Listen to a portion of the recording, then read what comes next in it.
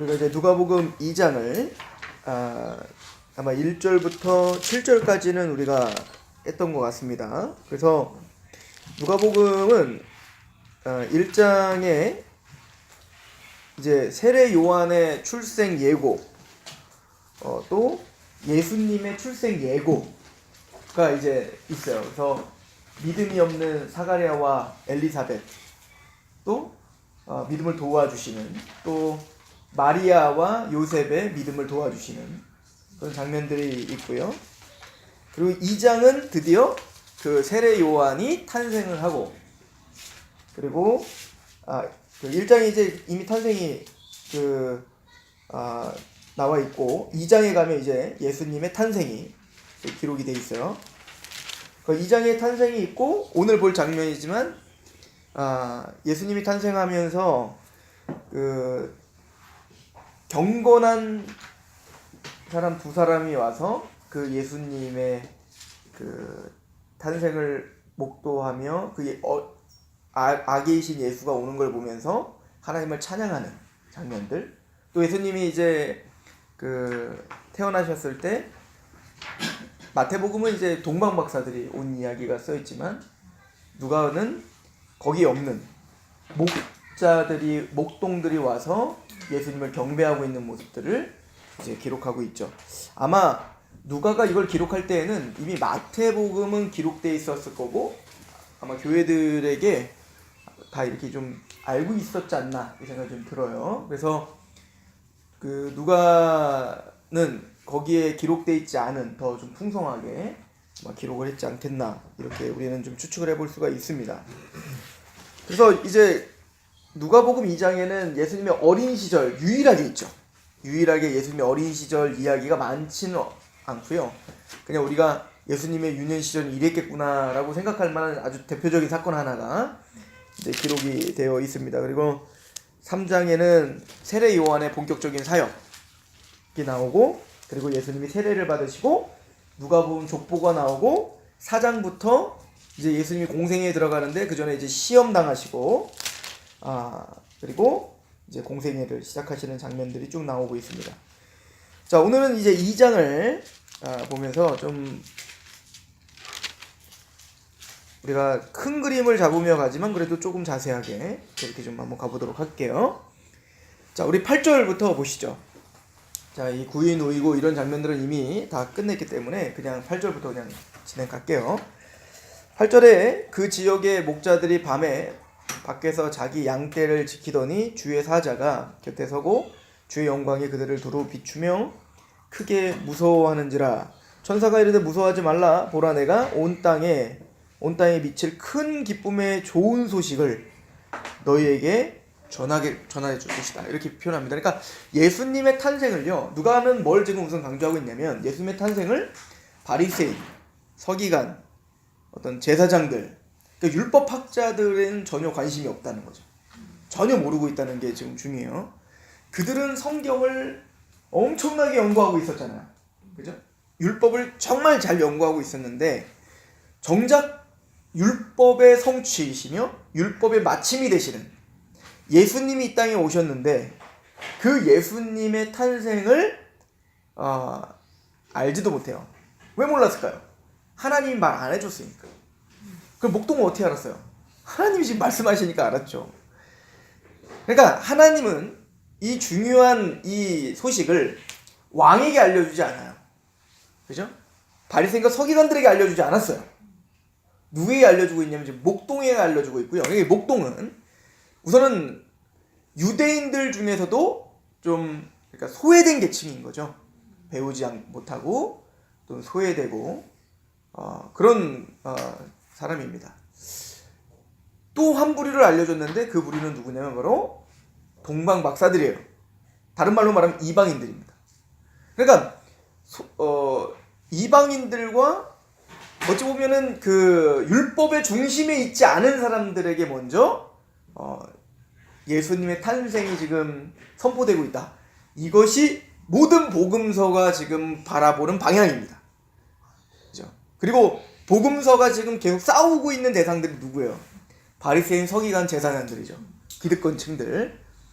나중에 이제 이게 어디서 더 딱 노골적으로 이게 딱 드러나냐면 오늘 이제 새벽 예배 설교였긴 했는데 이제 여러분들이 이제 5장 6장으로 가면 5장에 그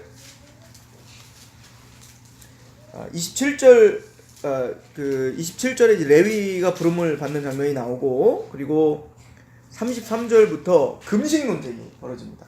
그러니까 왜 당신 제자들은 왜 금식 안 하냐 이거야. 세례 요한 제자도 금식하고 우리 바리새인 제자들도 금식하는데 왜 당신들은 금식 안 합니까? 이 싸움이 일어나고 6장 1절부터는 안식일 논쟁이 일어납니다. 왜 당신들 안식일 안 지켜? 당신 제자들 지금 금식도 안 하죠? 안식일도 지금 안 지키죠? 당신들 이게 지금 하나님을 지금 대적하는 거 아닙니까? 이렇게 가는 거예요. 그때 이제 예수님이 중요한 얘기를 하는데 새 포도주는 새 부대에 담아야 된다 이거예요. 그리고 또 하나는 안식일의 주인은 나다 이거예요. 그죠? 그러니까 이들은 안식일과 금식이라고 하는 어떤 하나님 앞에서의 말씀을 지키고 있었지만 그 말씀을 지키고 있는 본질 또 방향 그 의미는 전혀 모르고 있는 그 안식일이 뭔지를 모르는 거예요. 안식일이 뭔지도 모르면서 안식일을 지키기 위해 자기들이 만들어 놓은 전통을 만들어 놓고 그걸 지키고 그걸 안식일이라고 말하고 있다고요. 그러니까 예수님은 진짜 안식일의 핵심이 뭔지를 보여주죠.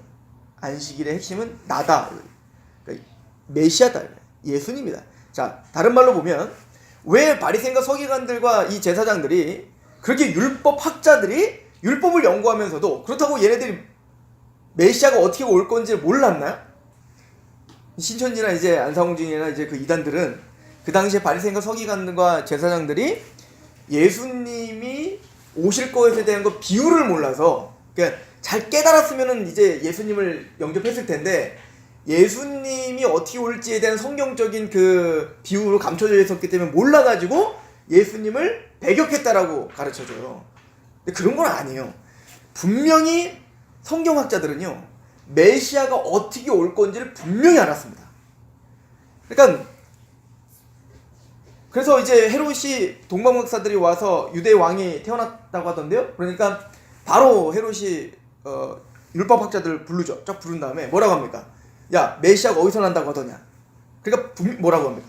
베들레헴에서 태어납니다 라고 분명히 알고 있었죠. 그런데 인정을 하기 싫은 거죠. 그죠?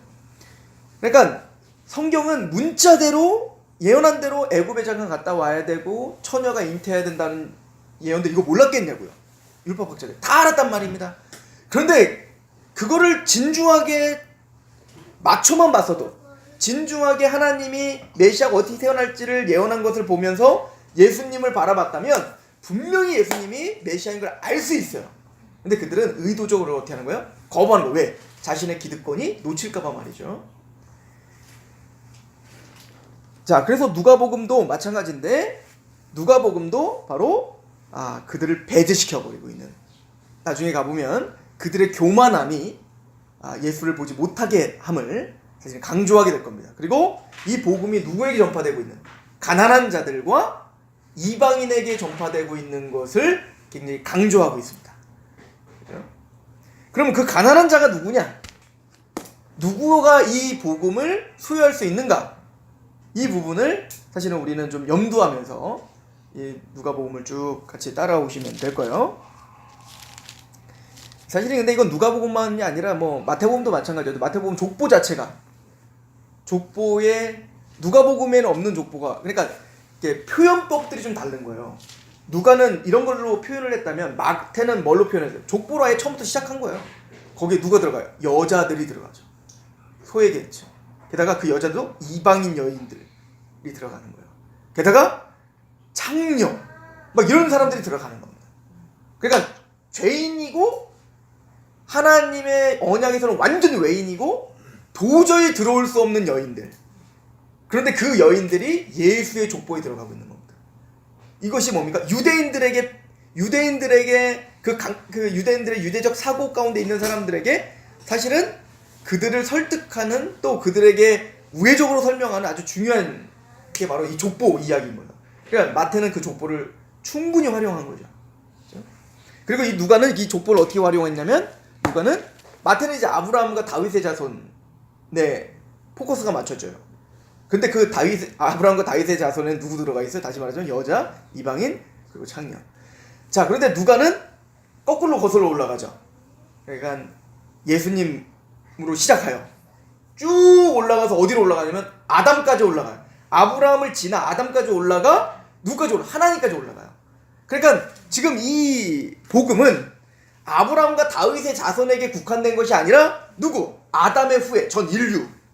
그러니까 이방 땅끝까지 이르러 하나님의 복음이 편만하게 전파될 것을 이미 족보에서도 이미 설명을 하고 있죠.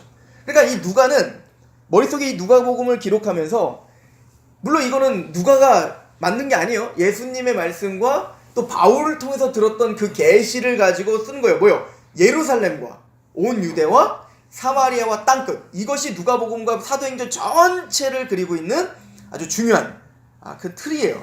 그래서 우리가 누가복음과 사도행전을 볼 때 이 틀을 계속 유지하시면서 가셔야 되고, 그러면 땅끝까지 이르러 주님의 증인이 돼야 되는데 그걸 어떻게 될 수 있냐?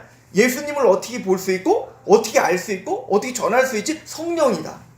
이게 굉장히 강조되고 있어요. 그래서 그 세례 요한이 뱃속에서 잉태했는데 뱃속에서부터 세례 요한은 누굴 알아봐요? 예수님을 알아봐요. 나 마리아가 이렇게 임신한 상태에서 오니까 갑자기 막 뛰어놀잖아요. 막. 근데 그걸 성령 충만했다 이렇게 말하고 있다고요. 또 사가랴, 그 엘리사벳이, 또 마리아가 다 뭐예요? 성령 충만해요. 성령님이 알게 하셔야 된다.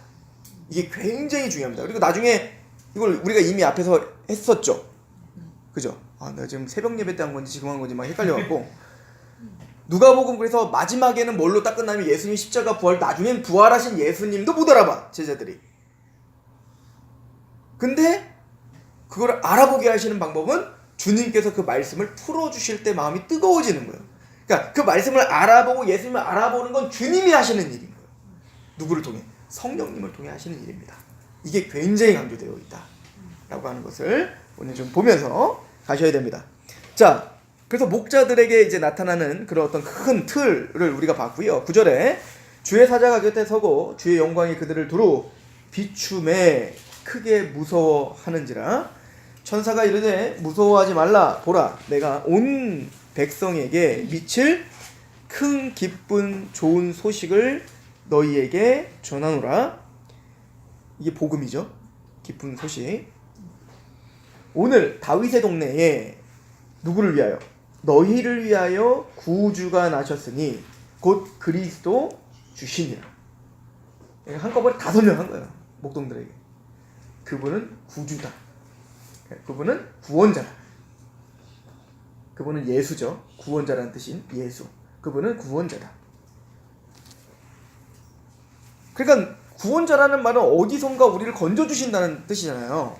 그러니까 제가 그 히브리적 개념의 죄가 뭐냐라고 한 걸 깊이 있게 좀 연구하신 분 책을 요즘에 좀 보고 있는데, 히브리적 문화, 그 문화적으로 좀 연구하신 분, 그분의 말을 좀 빌어서 보면, 베일리라고 하는 신학자의 말을 빌어서 보면, 히브리인들에게 있어서 죄라는 개념은, 우리는 죄하면은 딱 뭐가 생각나요? 하나님 율법에서 어긋나서 내가 지금 죄를 짓고 있는 거, 그죠? 율법적이든 도덕적이든 뭐 계명적이든 말입니다.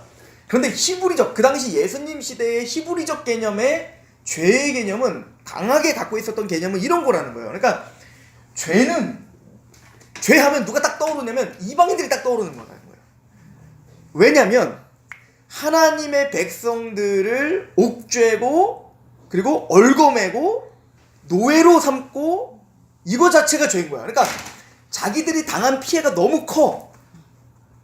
지금까지 보세요. 다윗 왕조가 세워졌어요. 그런 다음에 솔로몬 왕조 후에 북이스라엘과 남유다로 쪼개졌죠.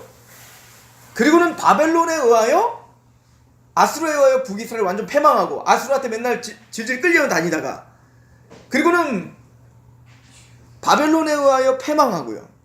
그 다음에는 페르시아에 패망하고요. 근데 그때 이제 막 그 전에 이사야, 예레미야, 또 에스겔, 다니엘 다 예언을 하기를 뭐라고요? 포로에서 이제 풀려난다는 거 아니에요. 새 날이 온다는 거 아니에요. 그러니까 우리야 새 언약하면 예수님 하지만 그때 그 사람들은 그걸 어떻게 아냐고요. 그냥 그 앞으로 오실 그게 뭔지 모르지만 그 날을 기다리며, 근데 이 사람들은 그거를 당연히 국가적으로 우리가 바벨론으로 끌려갔는데 이것이 해방되는 거로 다 연결해서 생각했을 거 아니겠습니까? 그런데 그래서 바벨론에서 풀려났어요. 그랬더니 이스라엘이 정말 다윗과 같은 왕조가 잘 일어나던가요? 그 뒤에 뭐예요? 계속 종노릇이에요. 계속 종노릇. 페르시아가 알렉산더가 정복을 해서 헬라 제국이 왔어요. 그때 헬라 제국에 의하여 또 지배당하죠. 짓밟히죠. 또 헬라 제국에 알렉산더 죽으니까 그 따르는 그 왕들, 특히 이제 안티오쿠 4세라고 하는 시리아 왕은 얼마나 짓밟았습니까? 유대를. 그럼 그게 끝나면 드디어 그날이 옵니까? 로마가 또 얼마나 짓밟고 있고 지금 짓밟히고 있는 상태라고요. 그러니까 얘네들한테는 우리가 죄인이야 라고 하는 것을 생각할 만한 겨를이 없는 거예요. 그냥 자기들은 피해자인 거죠. 그래서 하바국의 기도를 여러분들 보시면 선지자조차도 처음에 뭐라고 그 기도를 하냐면, 하나님 언제까지 우리 의인들을 저 악인들에 의하여 짓밟히게 하실 겁니까? 이 기도인 거예요. 그러니까 유대인들에겐 계속 끊임없는 그 죄의 개념은 딱 이렇게 생각이 드는 거죠. 모든 백성들이 죄란 저 나쁜 놈들이 하나님의 백성 우리를 짓밟고 있다. 우리는 피해자죠. 우리는 그 죄의 피해자지 우리가 죄인이라는 생각을 할 수가 없는 거예요. 그런 상태에서 세례 요한이 와서 독사의 자식들아, 니들이 돌이키지 않느냐 그러면서 회개하러 천국에 갔다 외치는 거예요. 그랬더니 누구들은 반응을 해요. 밑에 있는 천하고 가난하고 병든 사람들은 예수님과 세례 요한의 말에 반응을 해요. 왜일까요? 그들의 마음에는 내가 지금 가난하고 내가 병들고 내가 지금 이러고 있는 것이 그냥 죄인 거예요. 그러면 주도권을 갖고 있는 바리새인과 서기관과 얘네들은 자기들에겐 죄를 전혀 대입을 시킬 수가 없는 거죠. 왜? 안 그래도 지금 죄는 큰 죄로 말하면 저 이방 민족들의 죄고, 우리는 게다가 율법도 잘 지키고 있고, 그 자기들은 의인이죠. 쟤네들은 죄고 죄인이고, 게다가 굳이 우리 민족들에게 죄를 찾는다면 저 세리들과 창녀들과 저 병든 사람들이나 죄인들이지 왜 우리가 죄인이냐. 그러니까 끝까지 얘네들은 죄에 대한 통회함이 없는 거죠. 그러니 너희에게서 구주가 태어났다라고 한들 이 바리새인과 서기관들은 뭐라고 생각했어요? 당연스럽게 드디어 그 메시아가 왔다. 그래서 메시아 대망 사상이 뭐예요? 로마 정복하고 시오니즘. 그 시온의 예루살렘을 통하여 이제는 다시 신원의 날인 거예요. 다시 로마를 우리가 지배하는 겁니다. 이게 구원이죠. 유대인들이 생각하는 구원은 그런 겁니다. 그죠? 그러니 하나님의 말씀 앞에 자신을 들여다보고 처절하게 눈물을 흘리며 통회하면 내가 죄인으로소이다 라고 나올 수 있는 사람이 어디 있겠냐고요. 이런 시대 배경이 있다라고 하는 거예요. 그런데 목동들이기 때문에 이게 좀 먹혀 들어가는 거예요. 그래도 구주가 태어나셨다라고 할 때, 어떤 신학자는 이렇게도 얘기해요. 사실은 구유에서 태어나신 그 메시아, 그죠? 그 메시아를 그쪽에 태어나셨기 때문에 목동들이 마음껏 가서 경배할 수가 있죠. 만약에 궁궐에 태어났거나 이런 사람들은 뭐 절대 못 들어가는 거예요. 그죠? 그러니까 하나님의 계획은 그렇게 가난하고 마음이 낮아진 자를 지금 찾고 계시는 것을 볼 수가 있습니다. 그리고 그 싸움이에요. 나중에 보면 이걸 아예 마태복음 산상수훈을 딱 시작할 때 심령이 가난한 자를 복이 있는 천국이 저일 것이다 이렇게 표현하는데, 누가복음 그걸 뭐라고 딱 표현하냐면 가난한 자가 복이 있다 이렇게 딱 이야기를 합니다. 그러니까 가난한 자, 물론 그 심령이 가난한 자와 직결되는 얘기지만 지금 주님이 찾는 자는 의원은 건강한 자에 쓸데없고 병든 자에게야 쓸데있다. 주님이 찾고자 주님의 말씀을 듣고 있는 자들은 바로 그런 자들이다 라고 하는 것을 우리는 볼 수 있습니다. 12절에 너희가 가서 강보를 쌓여 구유에 누워있는 아기를 보리니 이것이 너희에게 주는 표적이에요. 그러니까 이것이 하나님이 메시아 됨의 표적은 바로 강보에 쌓여 구유에 놓여있는 그러니까 가장 비천한 자리에 계시는 이것이 바로 표적이다. 13절에 호련히 수많은 천군이 그 천사와 함께 하나님을 찬송하여 이르되 지극히 높은 곳에는 하나님의 영광이요 땅에서는 하나님이 기뻐하신 사람들 중에 평화로다 라고 이야기를 하죠. 자, 2장 1절과 지금 이 천사들의 찬송가는 극명의 대조를 이루고 있습니다. 이걸 지난주에 했었던 것 같긴 해요. 그죠? 이 아우구스토의 영에 따라 호정령이 발동이 됐는데, 이 아우구스토는 이제 아우구스투스, 저기 헷갈려요. 아우구스티누스는 저기 어거스틴을 말하는 거죠. 아우구스투스. 이 아우구스투스라는 말은 이제 존엄한 자 이런 뜻이에요. 그러니까 일대 황제는 바로 이 아우구스투스입니다. 즉 옥타비아누스예요. 그러니까 카이사르가 이제 로마를 만들고, 그리고는 그 카이사르의 양 아들이었던 옥타비아누스가 이제 일대 아우구스투스가 되는 거예요. 근데 이 옥타비아누스가 황제가 되면서 이제 등극을 하면서 제일 먼저 하는 게 뭐예요? 저희가 이제 그 조선에도 보니까요, 그 태종이 막 다 숙청해가지고 막 다 정권을 잡은 다음에, 그리고는 이제 했던 게 뭐냐면 다 호정령입니다. 호정령. 조사하는 거예요. 왜? 군인들을 또 조세를 더 받아야 되기 때문에 인구 조사해야 되는 겁니다. 그러니까 이 아우구스투스도 옥타비아누스도 자신이 어떻게 보면 이 왕권을 잡고, 그리고 이제는 이 땅을 다스리기 위하여 제일 먼저 하는 게 뭡니까? 이제 호정령을 내리는 겁니다. 그러니까 자기 이기적인 욕망 때문에 호정령을 내리지만, 보니까 아우구스투스는 죽으면서까지도 그게 자기는 뭔 짓을 하는지 몰랐죠. 근데 하나님은 그거를 통해서 마리아와 요셉이 어떻게 했어요? 그 아기 예수를 데리고 어디로 가는 거예요? 아직 태어나지 않은 뱃속에 있는 그 아기 예수를 데리고 어디로 가요? 베들레헴으로 가는 거예요. 나사렛에 있다가. 근데 왜 가야 되죠? 이미 성경이 예언되어 있거든요. 그 메시아 어디서 태어나야 돼요? 베들레헴에서 태어난다는 그 하나님의 약속을 이루기 위하여 하나님은 정말 아무도 모르게 태어나고 계시는 그 예수님인데, 하나님은 뭐를 지금 뒤흔들고 있는 거예요? 그 당시에 전 세계 패권을 장악하고 있었던 로마의 황제를 지금 붙들고 있는 겁니다. 그러니까 세속 권세와 세속의 역사와 하나님의 구속사가 맞물려 가고 있는 거예요. 이 온 땅의 주관자는 하나님이심을 선언하고 있는 거죠. 그죠? 그런데 너무 재밌는 건 이 세속의 황제 퀴리오스, 그 퀴리오스가 태어나고, 그 퀴리오스가, 이게 복음이거든요. 원래 그 황제가 이을 왕제가 태어나는 그 기쁜 소식, 또 그 황제가 전쟁을 해서 승리해서 돌아오는 그 기쁜, 이게 복음이에요 원래. 그런데 그 황제가 등극하고 그 황제의 왕권이 창대케 되는 것은 온 백성들이 얼마나 열광하고 환호했겠냐고요. 누구도 환호했죠? 종교 지도자들, 유대인들의 종교 지도자들, 거기에 포커스가 맞춰져 있었다고요. 거기에 눈치를 받고 그거를 축하하고 그랬을 거 아니겠습니까? 근데 정작 진짜 유대의 왕이 왔는데, 그 유대의 왕이 왔을 때 뭐야? 아무도 모르죠. 전 우주의 왕이 지금 이 땅에 강림하셨는데 아무도 모르죠. 목동과 이방인들만 몇몇 왔을 뿐이에요. 그러나 하늘에서는 상상할 수 없는 천군이라고요. 천군. 하늘의 군사들이 천사들과 함께 우리가 상상할 수 없는 노래들로 찬양하는 걸 목동들만 목도한 거예요. 그 목동은 너무 감격했겠죠. 그죠? 그리고는 이렇게 천군 천사들이 한 목소리로 찬양합니다. 14절 같이 읽어. 굉장히 중요한 말씀이에요. 시작. 지극히 높은 곳에는 하나님께 영광이요 아버지께서는 하나님이 기뻐하시는 사람들 중에 평화로다. 이게 핵심입니다. 하나님께는 영광, 땅에는 평화. 여러분들, 이 평화라는 말이요, 샬롬이잖아요.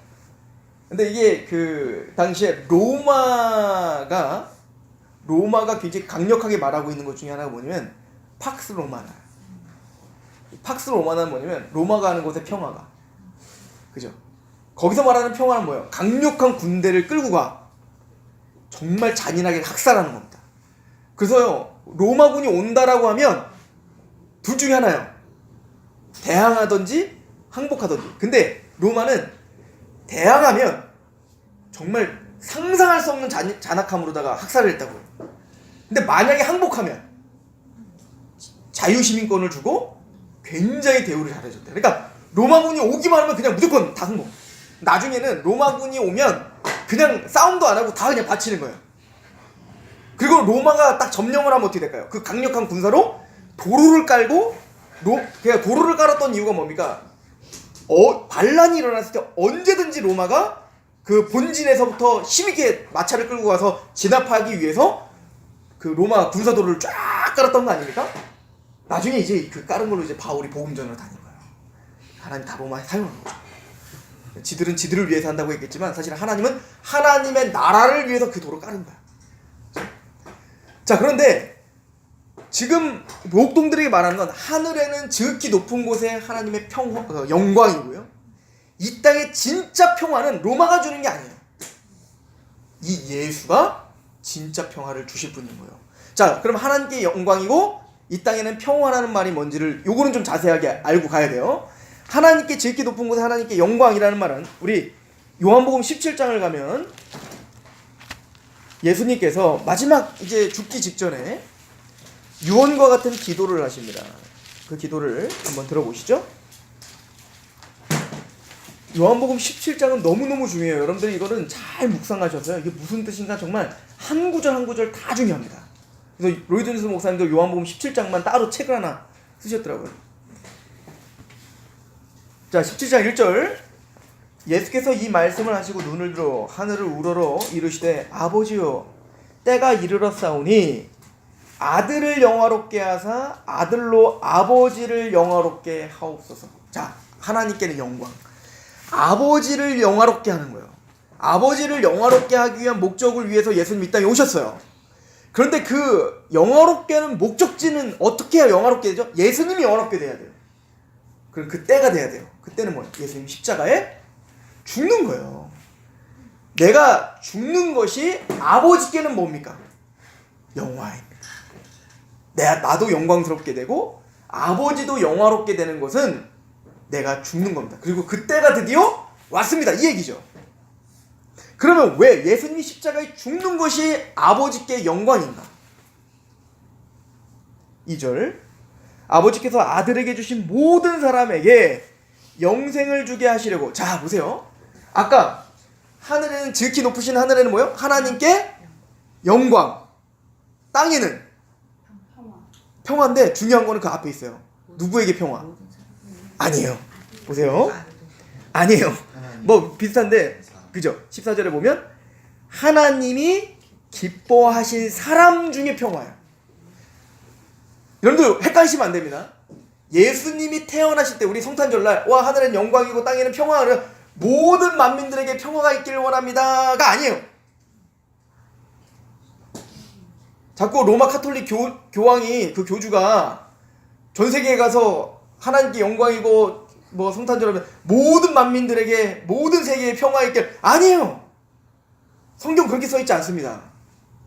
예수님의 이 땅에 오심은 하나님께 영광이고 하나님이 기뻐하시는 사람 중에 평화인 거예요.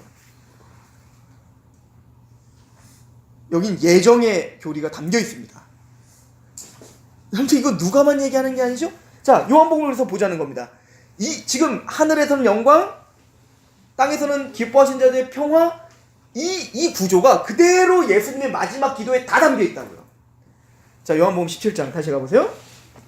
그래서 아버지를 영화롭게 하기 위하여 예수님이 십자가의 죽음으로 영화롭게 돼야 됩니다. 노 크로스 노 크라운이에요. 십자가의 고통 없이는 하나님의 부활의 영광스러움 없는 겁니다. 2절. 아버지께서 아들에게 주신 모든 사람에게. 예수님 십자가에 죽는 이유가 뭐냐면 아버지께서 아들에게 주신 모든 사람들에게 영생을 주시려고 하시는 겁니다. 만민을 다스리는 권세를 그래서 아들에게 주셨는데요. 영생은 곧 유일하신 참 하나님과 그가 보내신 자의 예수 그리스도를 아는 것이니라. 4절 같이 읽어볼까요? 4절 5절 시절. 아버지께서 내게 하라고 주신 일을 내가 이루어 아버지를 이 세상에서 영화롭게 하였사오니 아버지여 창세전에 내가 아버지와 함께 가졌던 영화로서 지금도 아버지와 함께 나를 영화롭게 하옵소서. 세상 중에 내게 주신 사람들에게 내가 아버지의 이름을 나타내었나이다. 그들은 아버지의 것이었는데 내게 주셨으며 그들은 아버지의 말씀을 지켰나이다. 구조가 이래요. 아버지의 영화로움을 위하여 예수님이 십자가에 죽으셔야 됩니다. 그리고 예수님 십자가에 죽으시는 것이 예수님을 영화롭게 하는 방법입니다. 그럼 예수님이 십자가에 죽기까지 복종하시는 이유가 뭐냐면 아버지께서 나에게 주신 자들에게 영생을 주기 위함입니다. 그래서 아버지가 누구시며 그 아들 예수 그리스도가 누구신지 아는 것이 영생입니다. 그렇게 말하죠. 그래서 이 세상 중에 이 땅의 모든 백성들이 아니에요. 이 세상 중에 아버지께서 나에게 주신 자들, 그죠? 그렇게 말하고 있죠. 6절에 이 세상 중에 내게 주신 사람에게 내가 아버지의 이름을 나타내었나이디 그들은 아버지의 것이었는데 내게 주셨으며 그들은 아버지의 말씀을 지켰습니다. 자, 그러면 좀 성경을 크게 한번 봐봅시다. 하나님은 천지를 창조하셨습니다. 창조하신 목적이 무엇입니까? 하나님의 영화로움을 위해서요. 그죠? 이건 이사야서 나중에 여러분들이 43장을 보세요. 34장 찾아봅시다. 확실히 하고 가야죠. 43장을 보세요. 네, 맞습니다. 43장 1절을 보십시오. 야곱아 너를 창조하신 여호와께서 지금 말씀하시느니라. 이스라엘아 너를 지으신 이가 말씀하시니까 하나님은 창조자입니다. 우리를 창조하셨어요. 너는 두려워하지 말라. 근데 창조하셨을 뿐만 아니라 어떻게 했대요? 너를 구속하였고 구속하셨어요. 그러니까 창조와 구속, 이게 하나님이 우리에게 행하신 일입니다. 그죠? 내가 너를 지명하여 불러나니 너는 내 것이라. 그러면 하나님이 우리를 왜 창조하셨고 왜 구속하셨습니까? 7절 43장 7절 같이 읽어볼게요. 시작. 내 이름으로 불려지는 모든 자 곧 내가 내 영광을 위하여 창조한 자를 오게 하라. 그를 내가 지었고 그를 내가. 하나님께서 왜 하나님의 사람들을 창조했습니까? 그 목적은 뭡니까? 하나님께 찬송, 영광을 위하여, 하나님의 영광을 위해 우리를 창조한 거예요. 이사야 43장. 그리고 또 하나 21절도 한번 보시죠. 하나님 왜 우리를 창조하시고 왜 구속했습니까? 이사야 43장 21절 시작. 이 백성은 내가 나를 위하여 지었나니 나를 찬송하게 하라. 자 보세요. 하나님이 우리를 창조하시고 구속하신 목적, 첫 번째 하나님의 영광을 위해서입니다. 그리고 또 뭐를 위해서요? 그 영광을 위해서, 하나님이 행하신 일들을 보며 하나님을 어떻게 하게 하기 위해서, 백성들로 찬송을 부르게 하기 위해서. 영광과 찬송 뭐예요? 예배요, 예배. 하나님이 모든 만물을 창조하신 목적이 여기 담겨 있습니다. 영광과 찬송을 위하여. 하나님이 영광을 받으시고 영화롭게 돼요. 그러니까 하나님이 모든 만물을 하나님의 말씀대로 천지를 창조하시면서 꼭 하셨던 말씀이 뭐예요? 보기 좋다, 기쁘신 겁니다. 만족하신 겁니다. 그러니까 하나님의 기쁨, 만족이란, 영광을 돌리고 영화롭게 되는 거는요. 여러분들 누군가에게 찬사를 돌린다는 건 뭡니까? 누군가가 뭔가 업적을 딱 이루면 그거에 대하여 했던 일을 인정해 주는 거잖아요. 와, 막 상을 주면서 와, 당신 정말 멋져요. 당신이 만든 영화 최고였습니다. 이게 영광이죠. 이게 영예죠. 영화로움이에요. 그런 것처럼 하나님의 영광과 영화로움은 하나님이 행하신 일들에 대하여 칭찬하는 겁니다. 마음을 다하여 찬양하는 겁니다. 이게 예배인 거예요. 예배. 그죠? 자, 그래서 하나님은 모든 만물을 창조하시고 말씀대로 창조하시고 마음이 만족하셨다고요. 그 자체가 영광을 받으시는 거예요. 그러니까 하나님은요, 아담이 돌아다니는 걸 보면서 그냥 영광 받으시는 거예요. 왜? 그 자체가 하나님이 행하신 일을 그냥 드러내니까. 그런데 아담과 하와는 우리가 잘 아는 대로 선악과를 따먹음으로 범죄했습니다. 지금 뭐죠? 하나님의 왕되심을 인정하지 않고 어그러졌다고요. 하나님의 이름이 모독당하기 시작한 겁니다. 하나님의 영광스러움이 모독당하기 시작한 겁니다. 그 열매가 뭐예요? 인간이 이제 하나님을 영광을 돌리지 않고 그 영광을 누구가 가져가요? 자기에게 돌리죠. 내가 칭찬받고 내가 인정받고 내가 왕이 돼야 되는 거예요. 내가 하나님 돼야 되는 거예요. 이것이 이제는 그 인간들이 하나님의 영광으로 만족하는 게 아니라 하나님의 영광으로 기뻐하는 게 아니라 그건 이제 나랑 상관없어. 그건 하나님 문제고 내가 기쁘고 내가 만족하고 내가 원하는 것이 내 삶의 행복이에요. 이게 뭐예요? 죄인 거예요. 그죠? 여러분들 이런 걸 이해하지 않으면 웨스민스터 소유운동당 1번이 이해가 안 되는 겁니다. 인생의 목적이 무엇입니까? 제일 되는 목적이 뭐예요? 하나님을 영화롭게 하는 것과 하나님을 영원히 기뻐하는 거예요. 그러니까 하나님을 정말 기뻐하고 하나님을 영화롭게 하는 것이 우리의 정말 제일 되는 목적인가? 근데 이게 성도라는 거 아니에요? 그죠? 자, 그런데 이 죄라는 녀석 때문에 사단과 죄가 사람의 마음을 얽어매기 시작하면서 하나님과 단절을 가져왔고, 그래서 이제 어떻게 된 겁니까?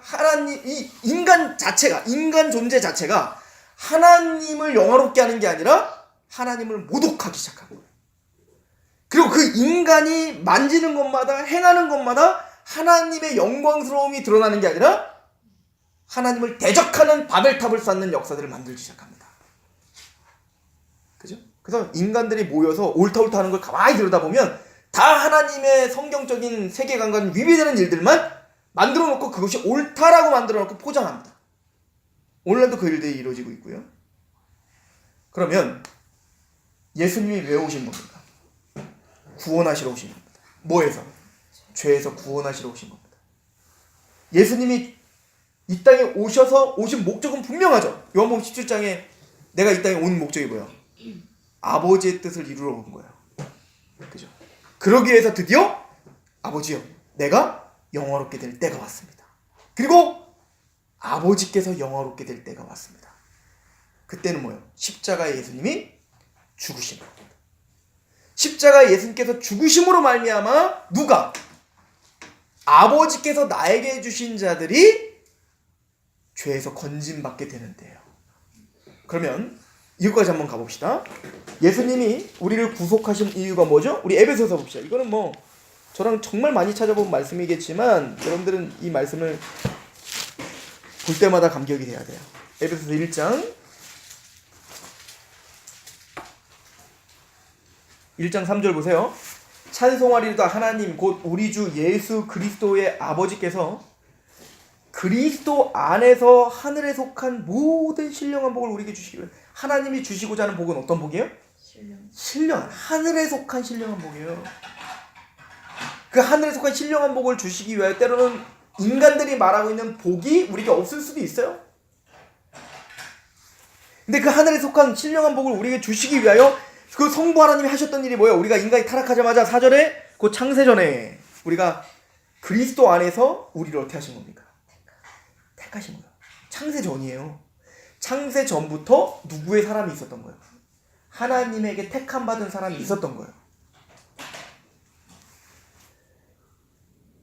우리를 택하사 어떻게 하시려고? 우리로 그 사랑 안에서, 우리가 한 거 아니에요. 우리 공로 아니에요.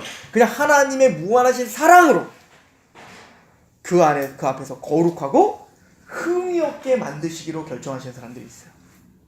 택함 받은 사람이 있어요. 그 기쁘신 뜻대로 우리를 예정하사 예수 그리스도로 말미암아 자기 아들들이 되게 하실 겁니다. 그죠? 그러면 성부 하나님이 왜 만세전에 아버지의 사람들, 아버지께서 택한 사람들, 요한복음의 말로 보면 아버지의 사람들인 거죠. 아버지의 것. 바울의 말로 들으면 창세전에 택함 받은 사람들, 이 사람들을 왜 그럼 선택했습니까? 그 목적이 뭐죠? 7절 시작. 우리 6절 시작. 이는 그가 사랑하시는 자 안에서 우리에게 거저 주시는 바 그의 은혜와 영광을 찬송하는 예배입니다. 근데 반드시 누구 안에서? 그 사랑하시는 자 안에서, 그리스도 안에서. 예수 그리스도가 아니면 이게 이루어질 수가 없어요. 그래서 아버지는 창세전부터 이미 택함 받은 사람들이 있는데 그 사람들에게 마침내는 그리스도 안에서 하나님께 마음을 다하여 영광과 찬송을 드리게 하기 위하여 우리를 예정했다는 거예요. 그러면 그 일을 이루시기 위하여 그래서 예수님이 이 땅에 어떻게 하신 거예요? 오신 거예요. 근데 그 일이 어떻게 이루어지냐고요? 십자가에 죽으심으로. 이렇게 7절 보세요. 우리는 그리스도 안에서 그의 은혜의 풍성함을 따라 그의 피로 말미암아 속량 곧 죄사함을 받아요. 그래서 구주가 태어나신 거예요. 그죠? 이를 위하게 어떤 일이에요? 사실은 궁극적으로 하나님이 다시 영광을 받으실 그 일을 위하여 예수님은 의도적으로 지금 육체를 입고 이 땅에 오신 거예요. 그래서 그 택함 받은 자들을 어떻게 하는 거예요? 구속 곧 죄사해 주시는 겁니다. 그래서 예수예요. 구원자입니다.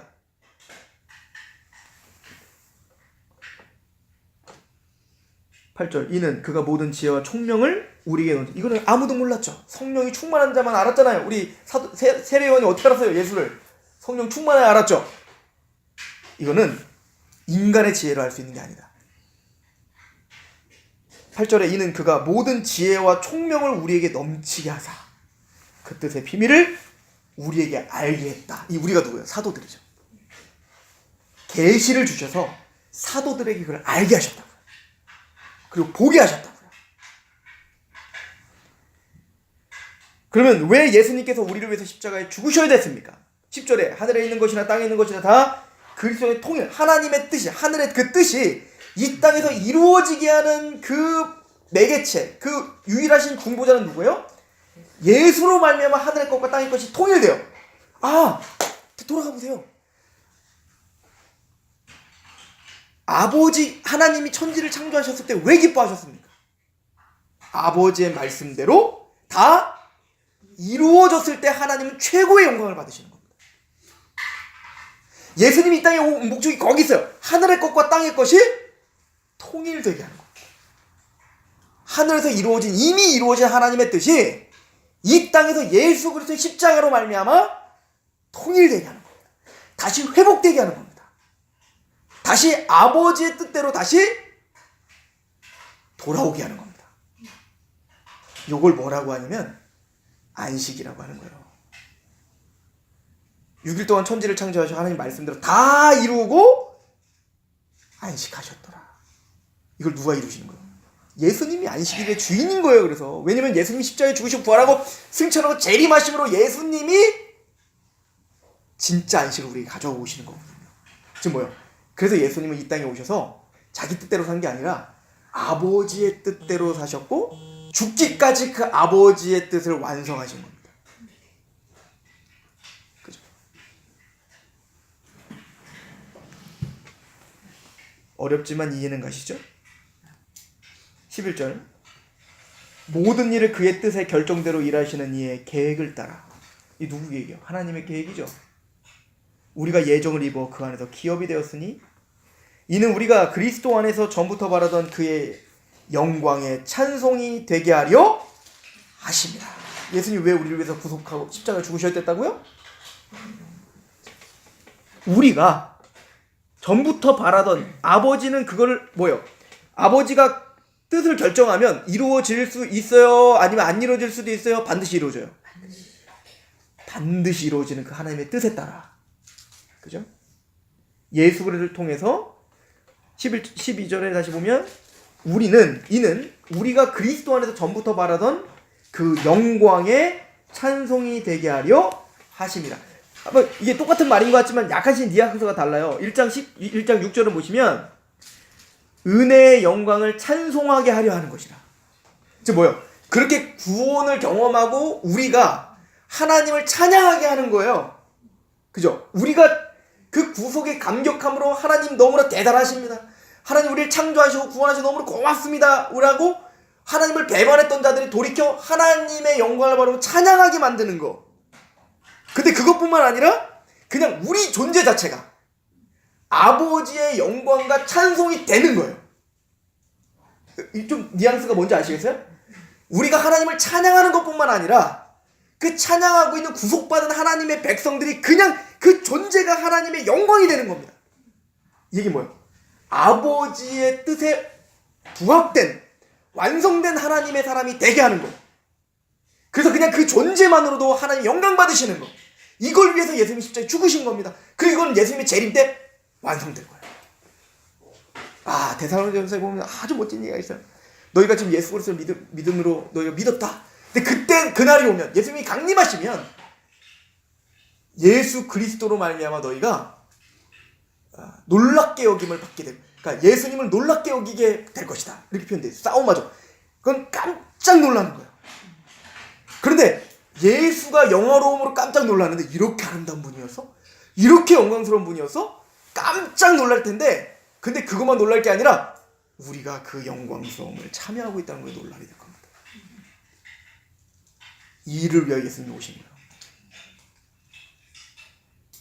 근데 이게 누구를 통해서 믿어지는 거예요? 성령님이 우리에게 적용하시죠. 그래서 13절부터는 성령님에 대한 이야기가 있는 거예요. 아까는 성부, 지금 성자, 지금 성령. 그 안에서 너희도 진리, 그래서 여러분들이 그래서 말씀을 듣고 계시는 겁니다. 누구 안에서? 그 안에서, 그리스도 안에서 말입니다. 그 하나님의 영원한 작정 안에서 말입니다. 그리고 또한 그 안에서 믿어. 그래서 우리에게 믿음을 주시는 겁니다.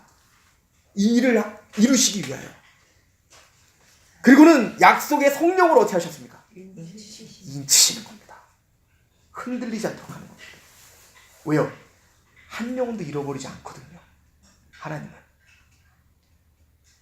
왜? 그럼 성령님 왜 지금도 역사하셔서, 살아 역사하셔서 여러분들 돕고 계십니까? 14절 읽어보죠. 이는 우리 기업의 보증이 되사 그 얻으신 것을 속량하시고 그의 영광을 찬송하게 하려 하십니다. 똑같아요. 성부 하나님이 왜 우리를 예정했어요? 성자 예수님 왜 우리를 위해서 십자가에 죽으셨어요? 성령 하나님 왜 오늘 우리를 위해서 인치십니까? 영광과 찬송. 오직 하나님께만 영광. 자, 누가복음으로 다시 와봅시다. 천사들이 예수님이 태어나신 것을 이렇게 찬양합니다. 하늘은 지극히 높은 곳에 하나님께 영광. 전 구속사의 역사가 담겨있는 찬양인 겁니다. 그 일을 위하여 드디어 이 땅에 예수가 오셨다네. 이걸 찬양하는 거예요. 얼마나 묵직한 찬양입니까? 그리고 그 영광을 이루기 위하여, 그 영광스러움이 하늘에서는 영광을 받으시고, 그 예수님이 이 땅에 누구? 하나님이 기뻐하시는 자들에게는 참된 평화가 임하는 거예요. 이 참된 평화는 뭔데? 로마서 8장이죠. 로마서 5장이죠. 가보세요.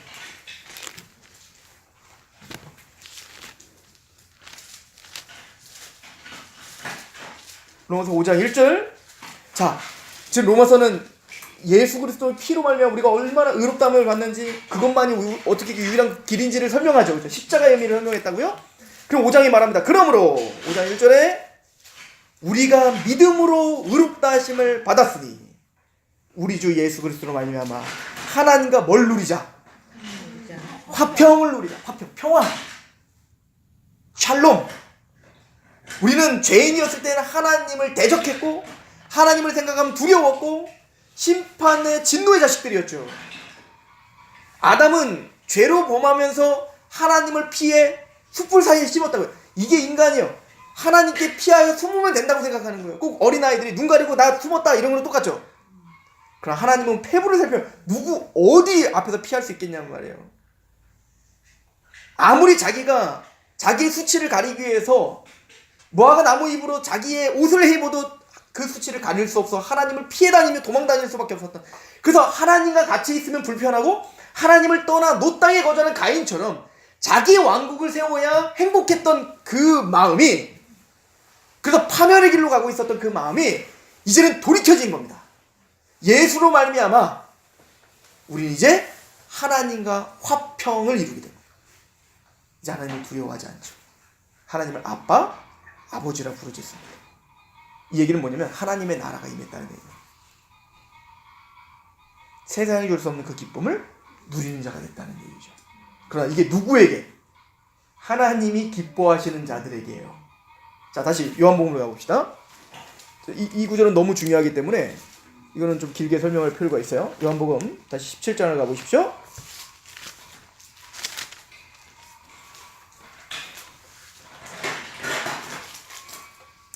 (6절) 세상 중에서 내게 주신 사람들에게 내가 아버지의 이름을 나타내었나이다.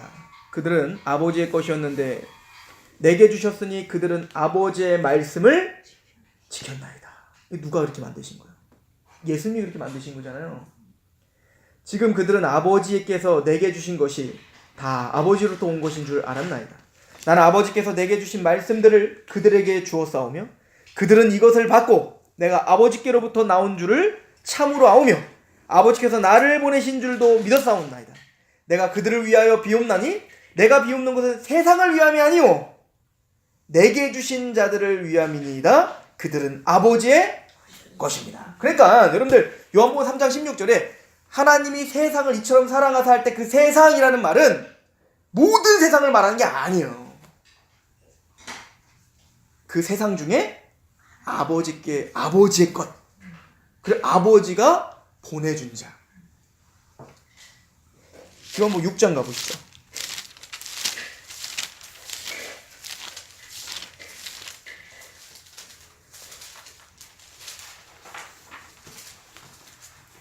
(6장) 35절 예수께서 이르시되 나는 생명의 떡이니 내게 오는 자는 결코 줄이지 아니할 터이요 나를 믿는 자는 영원히 목마르지 아니하리라. 그러나 내가 너희에게 이르기를 너희는 나를 보고도 믿지 아니하는도다 하였느니라. 아버지께서 누구? 내게 주시는 자는 다 내게 올 것이요 내가 오는 자는 결코 내 줄. 왜 니들이 내 말을 못 믿는 줄 아냐? 그럼 저들은 왜 믿는 줄 아냐? 저들은 아버지께서 나에게 주셨기 때문이다.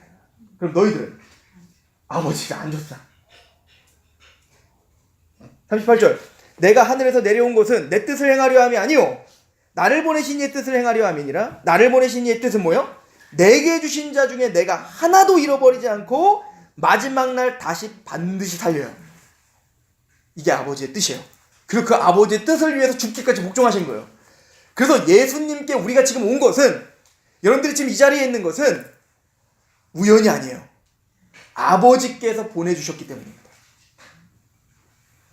뭐라고 이야기합니까? 44절 나를 보내신 아버지께서 이끌지 아니하시면 아무도 내게로 올 수 없으니 오는 그를 내가 마지막 날에는 다시 살리라.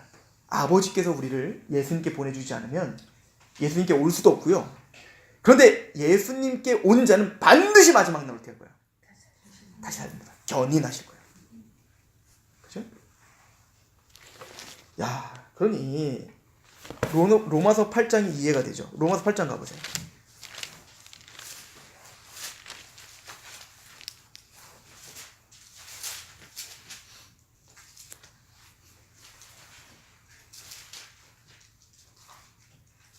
자, 28절 보시죠. 같이 한번 읽어볼게요. 로마서 8장 28절 시작. 우리가 알거니와 하나님을 사랑하는 자 곧 그의 뜻대로 부르심을 입은 자들에게는 모든 것이 합력하여 그래서 모든 것이 합력하여 선을 이루고야 마는 거예요. 누구에게? 하나님을 지금 사랑하고 있는 자들. 근데 그 하나님을 사랑하고 있는 자들은 사실은 다 뭐예요? 그의 뜻대로 부르심을 입은 자들이에요. 아버지의 주권대로 아버지의 기쁘신 뜻대로 우리를 부른 자들이 하나님을 사랑할 수밖에 없게 돼요. 그리고 그들이 때론 넘어져요. 죄를 져요. 쓰러져요. 그럼에도 불구하고 그 모든 걸 합력하여서 선을 이루고야 말아요. 그 선이 뭔데요? 우리가 나쁜 일 있고 좋은 일 했어도 우리 부자 된다는 거야? 아니에요. 이 선은 밑에 말하고 있잖아요.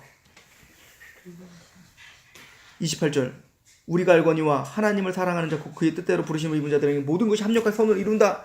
하나님이 미리 아신 자들을 또한 그 아들의 형상을 본받게 하기 위하여 미리 정하셨으니 이는 그로 많은 형제들 중에서 맏아들이 되게 하려 하심이니라. 또 미리 정하신 그들을 또한 부르시고 부르신 그들을 또한 의롭다 하시고 의롭다 하신 그들을 또한 영화롭게 이미 하셨다. 그러니 버림받을 수 있습니까? 아버지 뜻대로 부름받은 우리가 버림받을 수 있습니까? 그럴 수 없다는 겁니다. 왜요? 31절에 그런즉 이일에 대해 우리가 무슨 말하리요? 만약 하나님이 우리를 위하시면 누가 우리를 대적하리요? 자기 아들을 아끼지 아니하시고 우리의 모든 사람을 위하여 내주신 이가 어찌 그 아들과 함께 모든 것을 우리에게 주시지 않겠는가? 예수님을 십자가에 죽이기까지 하시면서 우리를 부르시고 구원하는데 그 구원의 완성, 그 선, 여기서 말하는 선은 그 구원의 완성을 말하는 거예요. 우리에게 주시지 않겠는가? 33절 누가 능히 하나님께서 택하신 자들을 고발이요 의롭다 하신 이는 하나님이시니 누가 정죄하리요? 죽으실 뿐 아니라 다시 살아나신 이는 그리스도 예수시니 그는 하나님 우편에 계신 자 우리를 위해 간구하신 자. 예수님께서는 우리를 위해 십자가에 그래서 죽으시고 부활하시고 지금도 살아서 우리를 위해서 간구하시는데 모든 것이 합력하여 선을 이루지 않겠는가? 그러므로 누가 우리를 그리스도의 사랑에서 끊으리요? 환난이나 곤고나 박해나 기근이나 적신이나 위험이나 우리에게는 이런 고난이 따릅니다. 이런 고통이 있습니다. 그러나 그것이 그리스도의 사랑에서 끊을 수 없어요. 기록된 바 우리가 종일 주를 위하여 죽임을 당하게 되며 도살당할 양같이 여김을 받아나게. 맞아요. 성도들의 길은 고난의 길입니다. 꼭 도살당할 양처럼 되게 고통을 당하는 길입니다. 그러나 이 모든 일에 우리를 사랑하시는 이로 말미암아 우리가 넉넉히 이기는다. 하나님 우리를 견디고 인내케 하여 이기게 하시겠다는 거예요. 내가 확신하노니 사망이나 생명이나 천사들이나 권세자들이나, 그러니까 그런 고난을 주는 그 대상자들이죠. 어떤 누구도요. 천사들이나 권세자들이나 현재이나 장래이나 능력이나 높음이나 깊음이나 다른 어떤 피조물이라도 우리를 우리 주 그리스도 예수 안에 있는 사랑에서 하나님의 사랑에서 끊을 수 없습니다. 그 누구도 이 십자가의 사랑에서 끊을 수 없어요. 그러므로 하나님께는 영광이고 이 땅에 하나님이 기뻐하시는 자들에게는 평화입니다.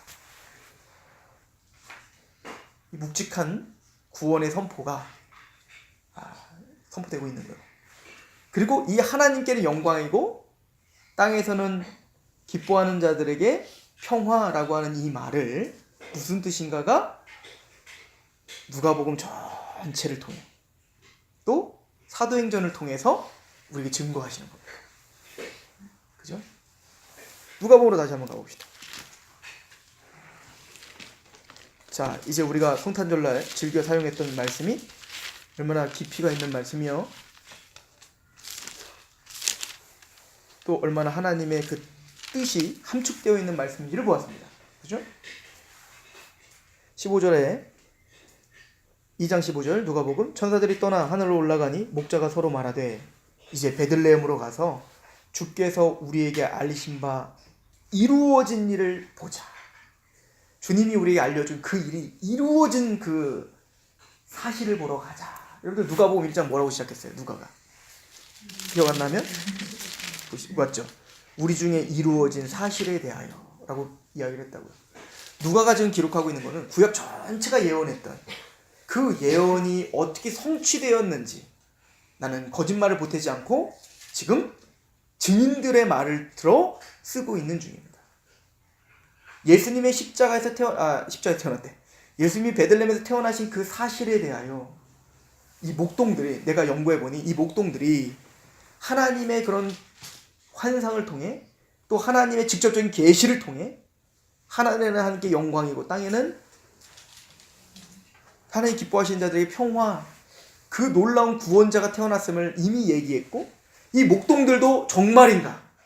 정말 하나님께서 이렇게 우리에게 말씀하신 일이 이루어진 사실에 대하여 확인하고 싶어서 베들레헴으로 갔었습니다.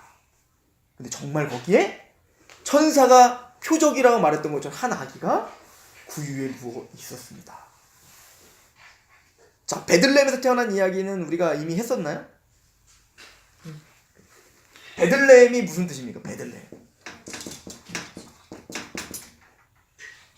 베들레헴. 베이트가 집이라는 뜻이에요. 그리고 뒤에 그 드레헴 뭐라고 말하면 해야 되지? 그거는 우리로 말하면 빵이에요. 빵. 그러니까 떡집. 빵집, 떡집이에요. 예수님이 태어나신 곳이 또 다윗이 태어난 곳이 바로 떡집입니다. 빵집입니다. 게다가 그 빵집에서 거기는 이제 아마 그 빵이 이렇게 많이 이렇게 주식이거나 하여튼 뭐 이렇게 팔리거나 하여튼 그런 곳이었겠죠. 농사를 많이 짓고 했던 곳이겠죠. 그런데 그 빵집에서 그것도 어디에? 구유는 뭐예요? 먹이통이에요. 먹이통에 누가 들어가 계세요? 우리의 생명의 빡이 되시는 예수가 계시는 겁니다. 그죠? 이미 베들레헴에서 태어난다는 그 예언 안에 예수님의 십자가가 다 예표되어 있는 거예요. 그래서 이거를 나중에 이제 예수님이 요한복음 6장의 오병이어 기적을 통해서 내가 너에게 줄 빵은, 모세는 만나를 줬지만 내가 줄 빵은 나다. 내가 생명의 떡이다. 그리고 이걸 성만찬과 연결짓는 거죠. 내 살이 찢겨 너희가 먹어야 영생을 얻는다. 그래서 베들레헴에서 태어나셨습니다. 그래서 이 목동은 베들레헴에 가서 예수를 아련합니다.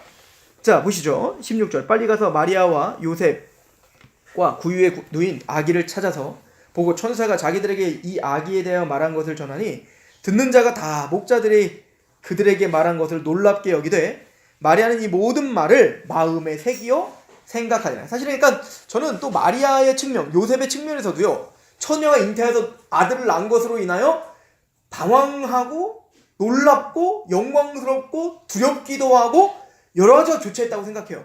그러니까 목동이 오고 또 동방박사가 오고 이런 과정들을 통해서 또 이런 하나님의 천사의 어떤 음성을 듣고 이런 걸 통해서 아마 마리아도 마음에 새기며 그의 믿음을 성장시킬 수 있었겠죠.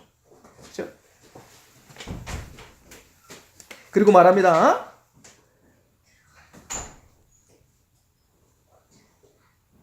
20절 곧 끝나.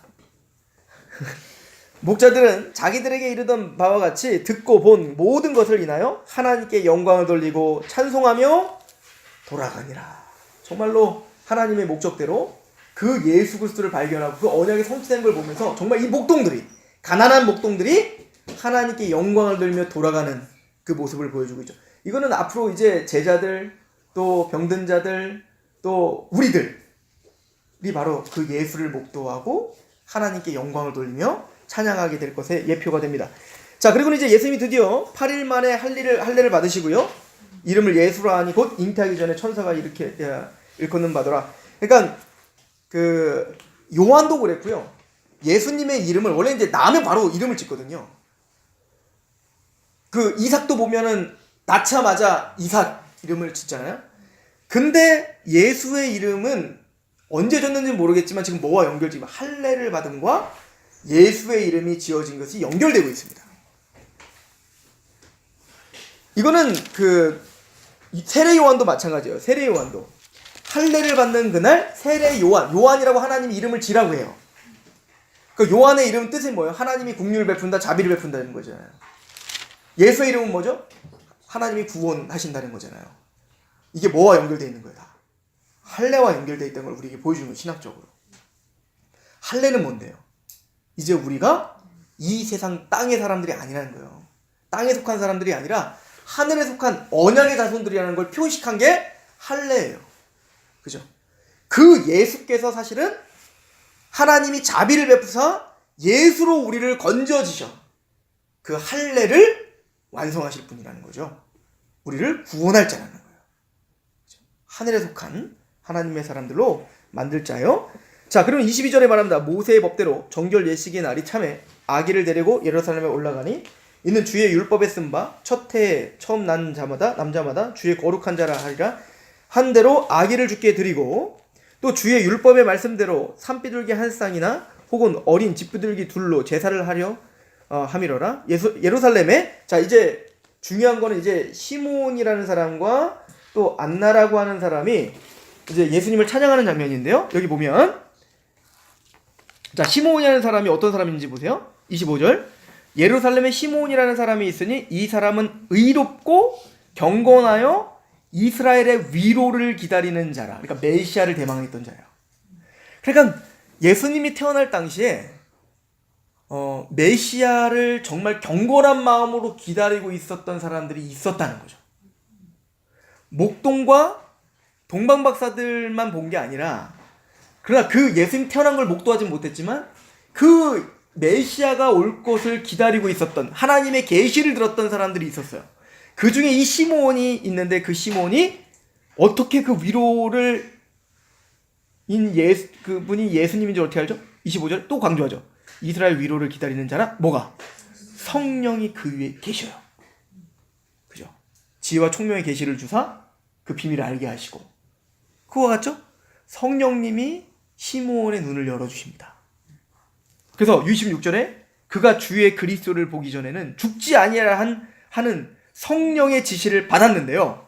성령의 감동으로 성전에 들어가매 마침 부모가 율법대로 관례대로 행하고자 하여 그 아기 예수를 데리고 오는지라.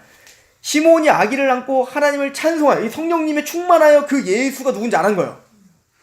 그리고는 하나님께 이렇게 찬양합니다. 29절 주제여 이제는 말씀하신 대로 종을 평안히 놓아 주십니다. 드디어 이스라엘의 위로가 오셨습니다. 내 눈이 주의 구원을 보아서니. 이거 누가 보게 하신 거예요? 성령님이 보게 하신 거예요. 이는 만민 앞에서 예비하신 것이요 이방을 비추는 빛이요. 여기서 이제 중요한 게 나오죠. 그 예수는 유대인들에 국한된 위로가 아니에요. 그 이스라엘 위로라고 할 때 그 이스라엘의 위로는 이방인들을 위한 구원자가 아니라 이방을 비추는 빛이요 주의 백성 이스라엘의 영광입니다.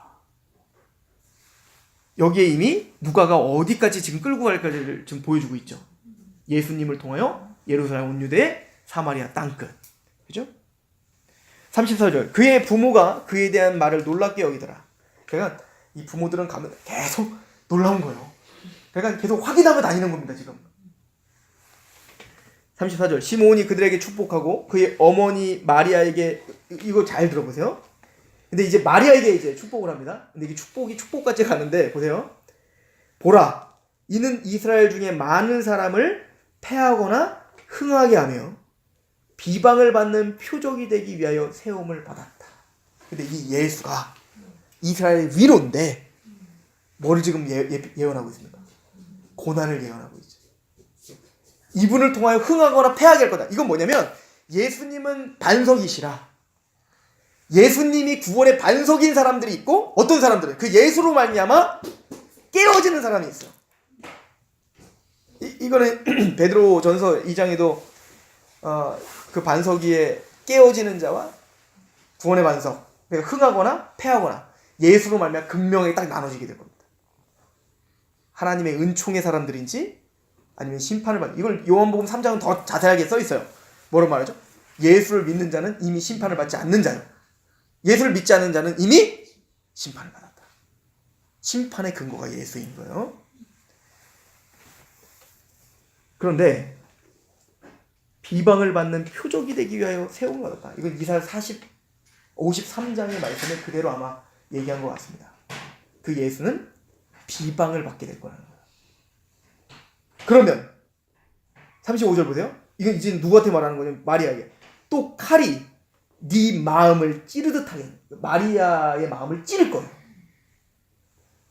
이는 여러 사람의 마음의 생각을 드러내려 함이니라 하더라. 왜 마리아의 마음이 찌르듯이 아플까요? 여러분들 십자가에서 그 끝까지 눈물을 흘리며 있었던 게 누구였습니까? 마리아잖아요. 요한 보고 네 어머니라, 내 육신의 어머니 마리아를 좀 잘 부탁한다. 그리고 사랑하는 아들이 죽는 걸 봐야 된다고요. 이 얘기는 뭐냐면 이 사랑스러운 이스라엘 위로자인 이 메시아가 너의 마음을 찌르듯이 그 고통 속에서 그 아들을 내어줄 수밖에 없는, 여기서 말하는 육적인 걸 말하는 거예요. 그래서 예수님이 십자가에 죽을 것에 대한, 뭐 명확하게 십자가에 죽는다 이건 모르겠지만 시몬은 그건 알았던 겁니다. 성령님이 알게 하신 겁니다. 비참하게 이스라엘의 위로, 또 이방인의 빛이 되시기 위하여 그 예수는 죽임을 당하시게 될 것입니다. 마리아는 하염없는 눈물로 가슴이 찌르는 듯한 고통을 당하게 될 것입니다. 그러나 그 일로 말미암아 우리 인간의 더러움과 악함이 드러나게 될 것입니다. 우리가 얼마나 죄인인 것인가. 그래서 십자가는요, 우리의 구원을 보여주는 중요한 예표이기도 하지만 십자가는 우리 죄가 얼마나 큰가를 알게 하는 예표입니다. 십자가를 걸을 때 그 아들을 찢어 죽일 수밖에 없는 그 분노와 진노, 그것이 바로 내가 받을 죄인이구나. 우리의 그 악함이 드러나게 하실 겁니다. 이게 십자가예요. 그래서 우리는 십자가 앞에 우는 거예요. 그러니까 사실은 이 한마디 한마디가 다 복음이죠. 그리고 안나라고 하는 여자가 나옵니다. 36절에 또 아셀즈파, 바누엘의 딸 안나라는 선지자가, 이들은 선지자예요. 있어. 나이가 매우 많았더라. 그가 결혼한 후 7해 동안 남편과 함께 살다가 과부가 되고 84세가 되었더라. 이 사람이 성전을 떠나지 아니하고 주야로 금식하며 기도함으로 섬기더니 마침 이때 나와서 하나님께 감사하고 예루살렘의 속량을 바라는 모든 사람에게 그에 대하여 말하니라. 주의 율법을 따라 모든 일을 마치고 갈릴리로 돌아가 본 동네 나사렛에 이르니라. 자, 이 안나라는 여인도요, 그러니까 평생을 남편과 7년 동안 살다가 이제 없어지고 자기의 모든 평생은 다 하나님의 성전에서 선지자로서 하나님의 계시를 받으며 누구를 기다렸던 거예요? 이 사람도 경건하게 메시아를 기다렸던 거죠. 근데 이 여인이, 이게 중요한데요, 이 여인이 뭐하고 있었어요? 주야로 금식하며 기도함으로 섬겼어요. 그런데 섬기더니 38절에 마침 이때 나와서 하나님께 감사하고 예루살렘의 속량을 바라는 모든 사람의 그에 대하여 말하더라. 그러니까 예수를 보고 이제는 뭐예요? 금식하며 슬퍼하다가 예수를 보고 드디어 나와서 지금 뭔가 찬양하고 감사하고 선포하고, 왜요? 드디어 구원이 왔기 때문에. 여러분, 이게 나중에 뭐랑 연결이 되냐면요, 예수님이 금식 논쟁에서 연결이 되는 거예요. 거기 한번 잠깐 가보실래요? 4장 가보세요. 5장 5장 33절.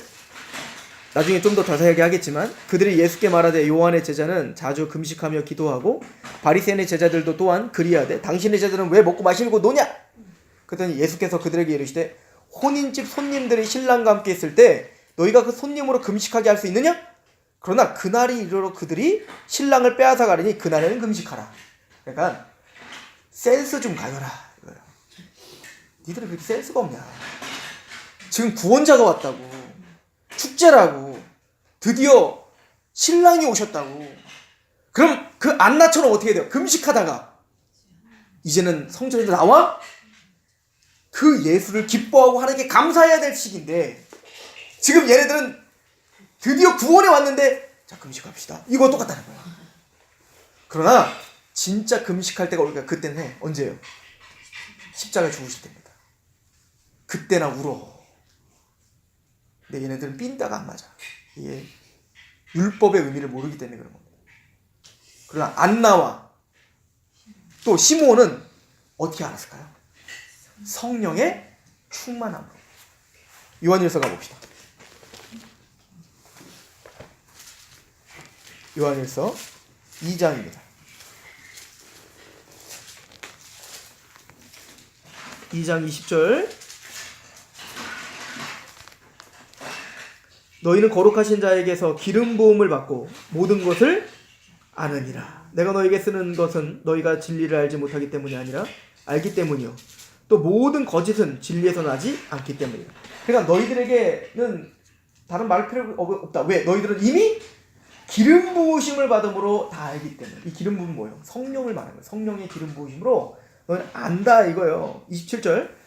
너희는 주께서 받은 바 기름 부음이 너희 안에 거하나니 아무도 너희를 가르칠 필요가 없고 오직 그의 기름 부음이 모든 것을 너희에게 가르치며 또 참되고 거짓이 없으니 너희를 가르치신 그대로 주 안에서 거하라. 즉 그 성령님의 기름 부으심이 알게 하시는 거예요. 말씀을 깨닫게 하고 예수를 알게 하고 그 하나님의 구원을 기쁘게 하는 겁니다. 그죠? 바로 그 시몬과 안나가 그런 사람들이었던 거예요. 나중에 왜 사도 바울 누가가요? 나중에 사도 바울이 복음을 전하러 갈 때 그런 걸 굉장히 염두하면서 가거든요. 사도 바울이 나중에 이방의 빛으로 복음을 전하는데 이게 다 여기랑 연결된 거고요. 그래서 사도 바울이 이방의 사도로 세우신 이유도 거기 있는 거죠. 근데 이방인들이 다 들었는데 택함 받은 작정된 자만 다 믿더라. 일로 뛰어넘어와서 이 누가복음에 보면 하나님 기뻐하시는 자에게는 평강이, 이게 다 연결되어 있는 거죠. 게다가 사도 바울이 빌립보에 갔는데 거기 갔더니 수많은 유대인 여자들이 있지만 아무도 사도 바울의 복음을 따르지 않았어요. 근데 루디아 한 사람만 따랐는데 그가 어떻게 따랐죠? 주께서 그 마음을 열어 바울의 말을 따르게 하신지라. 이건 인간이 할 수 없다는 겁니다. 성령님의 충만한 은혜가 있어야 우리는 하나님을 보게 되고 알게 되고 깨닫게 되는 거예요. 그리고 성령님을 통하여 그 예수님을 알게 되는 그때 하나님의 기뻐하시는 자임을 알게 되는 겁니다. 이런 구조가 누가복음과 사도행전에 굉장히 구조적으로 탄탄하게 짜임새 있게 있다는 걸 제가 요즘에 알게 됐어요. 그랬다는 겁니다. 그리고 누가복음 마지막으로 간단하게 보면 2장 41절부터는 예수님의 유년 시절인데 유일한 구절이에요. 이건 뭐 쉽게 설명하면 예수님이 이제 해마다 이제 마리아와 요셉이 예수님을 데리고 예루살렘에 가서 이제 절기를 이제 드리러 간 거예요. 근데 하루는 뭐 갈 때 많은 사람들이 아마 갔겠죠. 근데 어찌 그래도 그렇지 지금 얼마 12살이었나요? 12살짜리 아들이 있는지 없는지는 모르고 그냥 집에 와버리냐고. 게다가 이게 무슨 뭐 지금 옆 동네도 아니고 지금 예루살렘이랑 지금 베들레헴이랑 그 여기서 이만큼 저기 나사렛인데 거의 이만큼 떨어져 있는데 근데 어쨌든 예수님이 잘 따라오는 줄 알고 왔더니 집에 왔더니 없는 거야. 예수님이 이미 예루살렘에서 떠났는데 고향에 왔는데 그래서 막 우선 아는 집에 있는 줄 알고 막 아는 집에 막 수소문으로 다닌 거예요. 이제 없는 거예요. 그래서 다시 예루살렘을 가본 거예요. 갔더니 막 찾다가 없으니까 성전에 딱 갔더니 거기에 가만히 쪼그려 앉고 며칠 동안 3박 4일인가? 4일 동안 누구랑 막 랍비들이랑 가서 막 얘기하고 있는 거예요. 그래서 이제 얼마나 화가 나요. 여러분들 화나잖아요. 우리 이렇게 아들이 뭔가 위험한 짓을 하거나 막 집 나가면 막 내가 잘못한 거라도 누구에게 화내요. 너 왜 그랬어? 그러면서 막 화내는 거야. 그러니까 막 마리아랑 이 요셉도 어떤 아들이니까 그래서 점잖게 화를 냈겠죠. 이 메시아니까. 그래서 왜 그랬냐? 이렇게 한 거예요. 그랬더니 예수님이 그냥 뭐라고 하냐면 나를 왜 거기서 찾으셨습니까? 나는 아버지의 집에 있었습니다. 이런 거죠. 인간적으로 볼 때는 좀 답답하죠. 49절에 예수께서 이르시되 어찌하여 나를 찾으셨나이까? 내가 내 아버지 집에 있어야 할 줄을 알지 못하. 그래서 아버지 집인 성전에 내가 있었는데 어디 가서 나를 찾은 겁니까? 이런 거죠. 50절 그의 부모가 그가 하신 말씀을 깨닫지 못하더라. 아마 그때는 열이 받아가지고 아마 이게 객관적으로 잘 납득이 안 갔겠죠. 그러나 51절에 예수께서 함께 내려가서 나사렛에 이르러 순종하여 받드시더라. 그 어머니는 이 모든 말을 마음에 뒀어요. 그때는 화가 났지만 예수님이 한 말을 계속 생각했던 것 같습니다.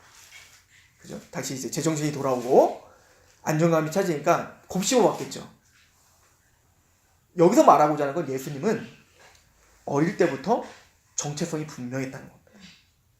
하나님의 아들이라는 것을 분명히 알고 계셨다는 거예요. 이게 강조점이 있습니다. 그렇죠? 오늘은 여기까지 하겠습니다.